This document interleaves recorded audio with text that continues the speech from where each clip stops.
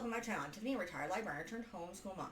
And this is Caroline, Ruby, and of course, the Link Pot. So in this book, in this video, we're going to be looking at Caroline's 3 mysteries. Now, I'm not sure what order these guys go in, but again, they can probably be read individually. So the first one is from their Be Forever series. So this was the last one that was printed in 2015. This is called Smuggler's Secrets. In this book, Caroline goes back to her uncle's farm because her aunt has had to go back to help with her sister's children because she's sick, and the woman who was helping them at the end of the last book moved on.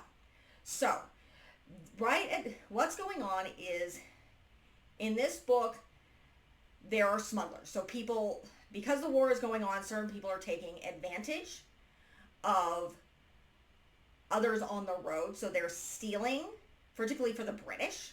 So they're stealing goods and things for the British so they can feed their troops. Again, this has got to be 1813. So all of these books take place in at least 1813. So Caroline is going back there. They're stopped by smugglers. Some of their stuff is taken on their way to her uncle's farm. And they do interact with the customs agents. One of the major things that people are smuggling, it's called pitch, which is used to make gunpowder. Essentially, it's very similar to charcoal. So and I'm guessing it's made by cutting down and burning trees. So they have a lot of trees because there's in the middle of nowhere. Kingston apparently is not. I'm not familiar with what it looked like back then, but they're smuggling it over Lake Ontario to help the British make gunpowder. And they're not supposed to do that, along with various other goods. So in this story, Lydia and Caroline are trying to find the smugglers. Caroline also realizes just how difficult a spot her uncle and her aunt and uncle are when they're struggling with trying to clear their land and restart their farm, particularly with her cousin Oliver off with the Navy. So he's the older brother. He's supposed to be there to help. And I believe Lydia's I think she's 13 by now. So, and again, she can't do much. So they're trying to figure out what is going on. So they're interacting with a lot of the different neighbors, and there's a lot of sneaking around going on, and I think her and Lydia eventually end up in the back of somebody's wagon, finding out certain neighbors are smuggling. In fact, it's certain neighbors I believe their oldest son was killed in the war, and they no longer care. So, yeah, they've been working on smuggling. Her uncle is arrested, though it turns out he was actually helping the customs officer. So, trying to figure out who was doing this, he was offered a job to help figure out who the heck the smugglers were. And they do eventually figure out who this family is. Caroline and Lydia are nearly hurt. But it's a very interesting story, because it's showing how desperate people are during the war and how angry they can get. Because, as I mentioned in Caroline's story, prior to the war starting, the border may as well has not existed at all. So, and remember, this is just 31 years after the American Revolution. So, America there wasn't a strong sense of identity until the end of this war. So, but nonetheless, it's a very interesting mystery. So the next one we're going to look at is the Traitor in the Shipyard. So in this story, essentially, they discover that there's somebody who's spying. So they're looking for a spy in the shipyard. One of the things that is brought up in this book that in many ways fixes things that's different from Felicity's, because Felicity never brings up slavery. In this book, Caroline suspects that Jose, their African or black sailmaker, is the spy. It turns out what he's doing is he's helping former slaves who had been kind of working for the Navy move over to the British side. And it has nothing to do with his loyalty to the U.S. It has to do with the fact that these people are enslaved. And when the war ends or if they're caught, they're going to be returned to slavery. These people do not care about either side. They just want to be free. So that is brought up in this story. The other thing that is brought up is there is a young man who, I don't know if he actually turns out to be the spy or not. His family had been, I don't know whether they were killed or something in Kingston. And he was used by the British to kind of spy. He was a young boy and he was working to sabotage things at the boatworks. So he was working with Jose and damaged something, basically was damaging the sail because they were building a sloop that was meant for the Navy. And they wanted it damaged. The British obviously wanted it damaged. So he, I think, cuts the sail that they have to repair, and that's part of why Caroline suspects Jose, because he's one of the only people to do it. The boy decides to run off and then come back, and he confesses, and he tells them what happens. And essentially everybody was really, really nice to him, and he was learning a trade, which is valuable, so they bring him back. So he doesn't do it. The other thing that happens is an old friend of Caroline's father, shows up, and Caroline gets suspicious of him because he's new. And again, Sackett's Harbor is now much, much busier than it was. She mentioned in her original books. It goes from this middle of nowhere town to essentially, I mean, they have a big naval base there. It's like, this is a tiny little town, just kind of a merchant town. And now the U.S. Navy is using it as their main naval base during the War of 1812, at least up on the lakes. So there's a lot of strangers in town. And it's very, very crowded. So she suspects this guy who starts dating another local who was widowed by the British. And it does turn out that she is, in fact, it's her who's the turncoat. She is the traitor. She is the one who's giving information. And they do eventually have to turn her over to the police or the military, who may or may not kill her, because that was the way of things. Caroline is sneaking into the post office in this one, trying to figure out what's going on. But it's not just her. They do find out that the main person who she's reporting to is essentially the secretary to the head of the Navy. I think that might have that part might have been true, that he was, in fact, a turncoat.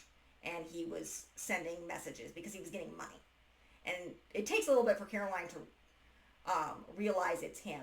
And when she does in fact realize, because she's the one who helps, she's very much involved. And they feel bad about this one because she'd been teaching them better embroidery, her and Lydia. Or it's either her and Lydia or her and Rhonda. Can't remember which. I think it might be Rhonda, actually.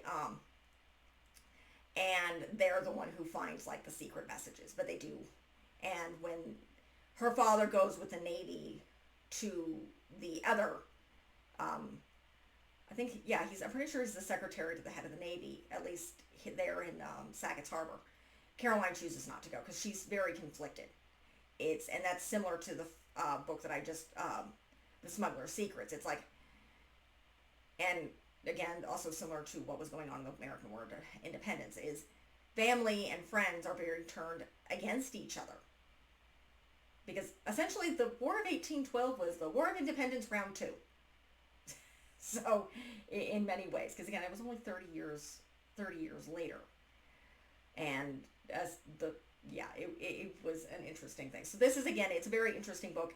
It does bring up what was going on, and Caroline has to battle with the idea that her friend, Jose, who works for her father, is helping other people, in the case African slaves, escape to help the British. And she has to come to terms with that. So, as opposed to, say, in Felicity's books, where it's really never mentioned, Caroline has to make kind of the decision. She never mentioned, and she chooses to not tell Jose's secret. So she keeps that secret because, in a way, she understands. You have to, and the big difference, of course, between her and Felicity is Felicity's living in Virginia, which is very slave-heavy. Her family owned slaves. In a place like Sackett's Harbor in upstate New York, there's no reason for it. Slavery, this is not a major, doesn't have big plantations. There's no room for them. There's really no reason to have slavery. And you don't see a lot of slavery because it's not really needed in the North. It is, in fact, more in the South. So that's the interesting part of that book. So, and then the last one that we're going to look at is Traveler's Tricks. So this is an interesting book in that Caroline is going with Lydia to deliver plans and like a model boat for her before her father to I can't remember exactly what he's making. I think it has to do with something to do with the ships. And she's delivering this to Albany. So she's going with Lydia because Lydia's mother and sister are already there visiting family. And again, that's where they're from. They're from Albany. So they're on a carriage ride, which is an open carriage. Albany is the biggest city near Sackett's Harbor at the time. Yes, I have looked at a map. There are several cities, larger cities near there now. They weren't there yet. They didn't exist.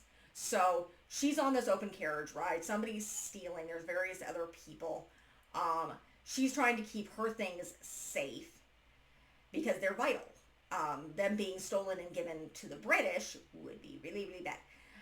They have a bunch of different little, what you would call red herrings, where you have a sister and brother who are running, and the brother doesn't want to join he's a deserter, and then he decides to go back. So, and then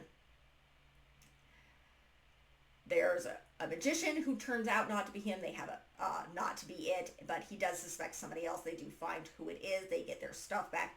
He's taken, probably to be hung, and Caroline's able to complete her mission and go off to Albany, which she's actually excited about going because it's a big city. She's never been there before, and she is interested in fashion a little bit. So that would be the big city.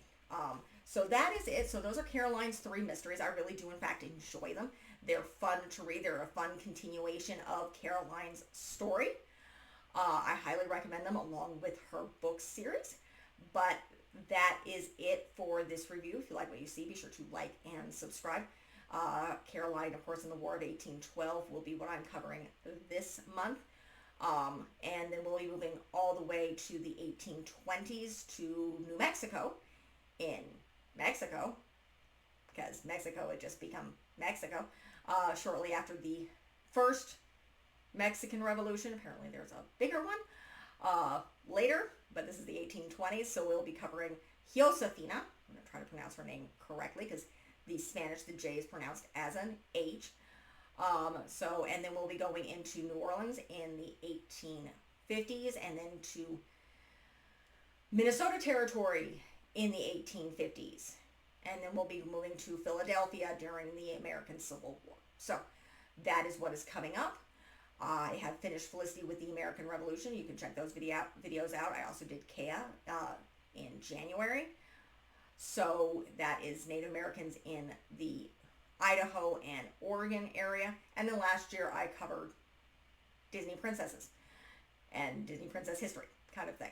So, and you can check out a whole heck. I've been running this channel for several years. So again, check out the rest of the channel if you like what you see. Like and subscribe, and look forward to more American history with American Girl. Thank you.